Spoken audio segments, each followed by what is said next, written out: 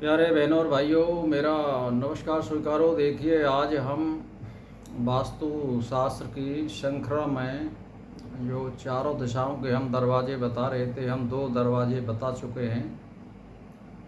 आज हमारा जो नंबर है वो पश्चिम दिशा का है। तो देखिए, ये जो पश्चिम दिशा का जो हमें जो आरंभ करना है वो नैसृत कोण से वायव्य कोण तक करना है। यानी शुरुआत कहाँ से करनी है? 1 2 3 4 5 6 7 8, ये नैसृत कोण से वायव्य कोण तक करना है और उसके हमें 8 भाग बनाने हैं। अब हमें किसमें दरवाज़ा करना है और क्या है ये मैं आपके लिए बता देता हूँ। जैसे मान के चलिए पश्चिम दिशा में यानी नैसृत कोण से आरंभ करके पश्चिम दिशा में क्रमश प्रथम भाग में द्वार करना पुत्र हानिकारक है। ध्यान दे लीजिए, नैसृत कोण से वायव्य कोण तक 8 भाग करने हैं और हमें शुरुआत कहाँ से करनी है? 1 2 3 की, वो नैसृत कोण से करनी है और 8वां जो अंक आएगा वो वायव्य कोण में आएगा।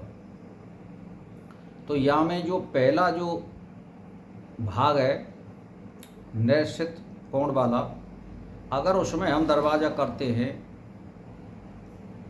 तो पुत्र हानिकारक है और द्वितीय भाग में शत्रु वृद्धि कारक है, तृतीय भाग में लक्ष्मी प्राप्ति कारक है, चतुर्थ भाग में धन लाभ कारक है, पंचम भाग में सौभाग्यदायक है और छठे भाग में दुर्भाग्यदायक है और 7वें भाग में दुखदप्रद है और 8वें भाग में शोकप्रद है।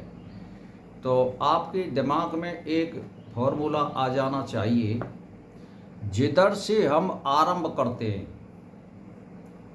उधर से, जैसे हमने नंबर धारे 1 और 2 3 4 5 6 7 8, तो 2 नंबर छोड़ दीजिए।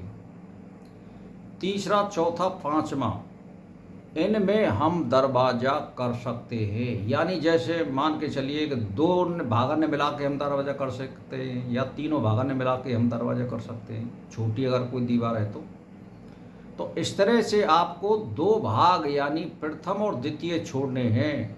यहाँ से हम आरंभ कर रहे हैं पश्चिम दिशा में नैसृत कोण से।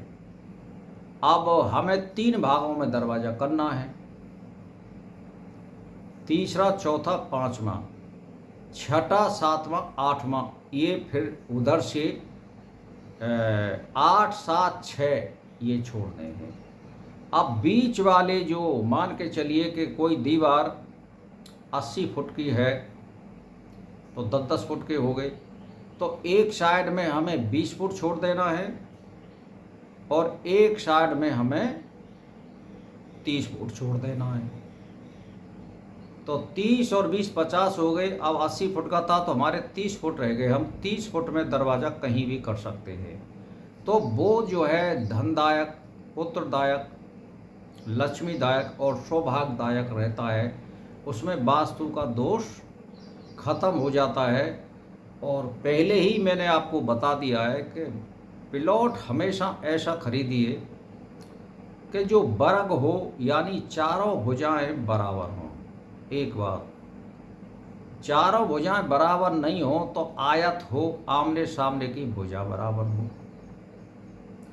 यदि ये भी नहीं हो तो पीछे की दीवार चौड़ी हो और आगे की यानी शुक्री दीवार हो कम हो, तो उसको गौमुखी मकान बोलते हैं। और जहाँ हमारा जो दीवार कम है, चौड़ी है, उधर की साइड में हम दरवाज़ा कर सकते हैं।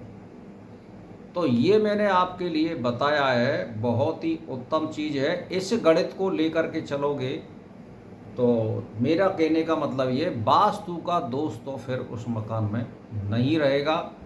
पहले नंबर ये है कि जब मकान बन जाता है तो ये स्वस्ति वगैरह के जो मैंने पेड़ बताए, रुद्राक्ष का है, सफ़ेद आक का होता है, ईख का गाड़ा होता है और काले धतूरे का पेड़ होता है, हार श्रृंगार का पेड़ होता है, ये जो है हमें हमेशा लगाना चाहिए, चाहे वास्तु का दोष है या नहीं है। ये शुभता लाते हैं और बढ़िया इनते एक तरह की सौभाग्यदायक स्थिति पैदा होती है और ये एनर्जी एक तरह से पॉजिटिव बनाते हैं।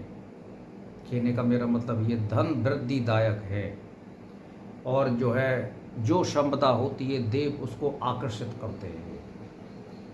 तो अब हमने आज 3 आपके लिए दीवार बता दी, कल की दीवार हम बताएंगे उत्तर साइड की। तो भाई बहनों मेरा इसी के साथ नमस्कार स्वीकार।